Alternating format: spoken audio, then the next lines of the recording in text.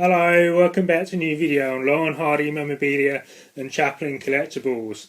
In this video I have 6 prints that I would like to show, and they're all in a nice sepia tone, and I bought these all together all the same time, and quite a fair few years ago now.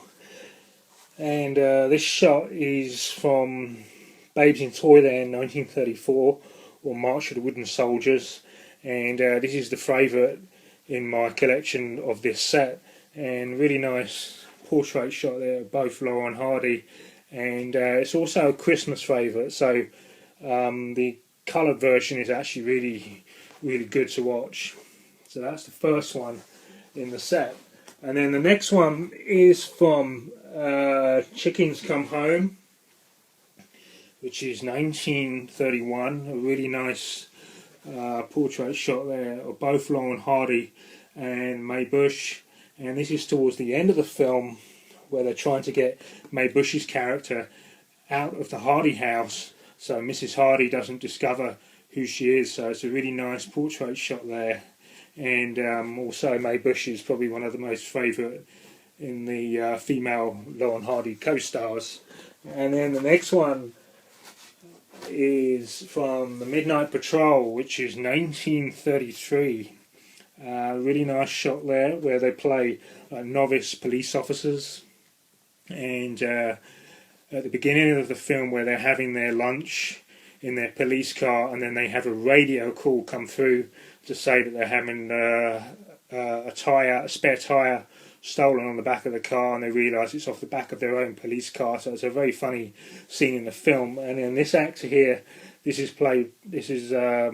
is Frank Terry. He plays a robber. So really nice shot there of Frank Terry and Laurel Hardy. He was also in Me and My Pal, which is the jigsaw with the jigsaw puzzle. So really great shot there. And then the next two, they're actually from the 1927 film, which is the Second 100 Years, a silent Laurel Hardy film, and this is probably the first official sort of teaming of Laurel Hardy as a solid team. So they both got their heads shaved to play convicts, and like I said in previous video, when Stan's hair grew back, it wouldn't stay down. When he combed it, it used to stick up on end. He got such a laugh in the studio, so he decided to keep it as his Stan Laurel character. This scene is when they've just escaped from prison, and they've turned their prison uniforms inside out, pretending to be painters.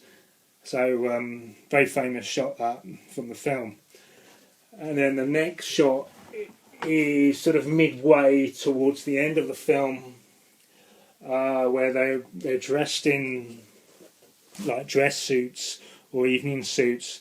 With what I can remember, they steal two guys' suits in the back of a limousine and disguise themselves, and but they don't realise that they end up back at the prison in the limousine, as the two suits belong to visitors that were meant to be going around the prison to look around the prison. So they are disguising themselves as these two other chaps, and then it all sort of comes full circle, and they end up back in prison. But a really nice shot there from the film.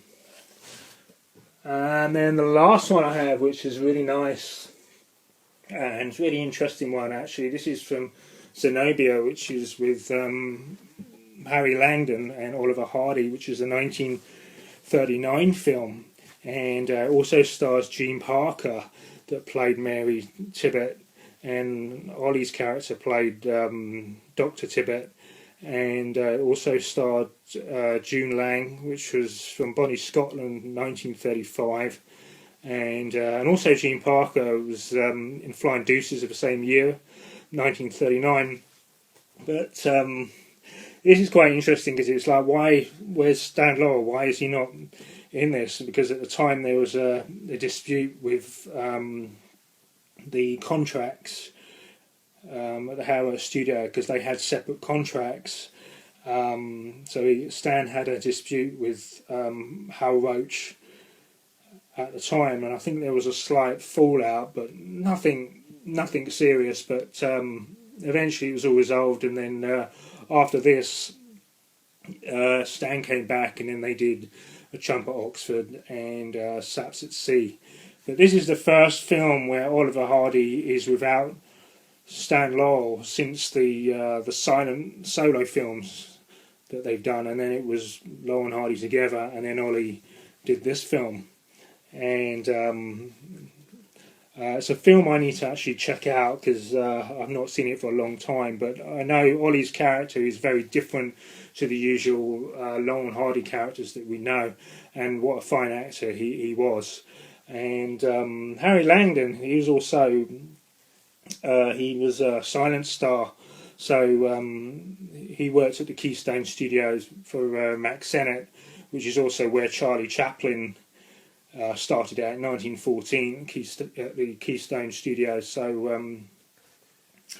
yeah, it's an interesting bit of history there, and it's just really nice to look at these prints and just talk a bit about them and go over them.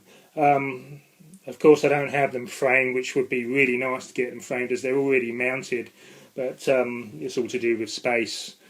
And so that's it for this video, and I hope everyone is staying well at this time, and keeping safe, and look out for the next video soon. So thanks for watching. Thank you very much. Bye.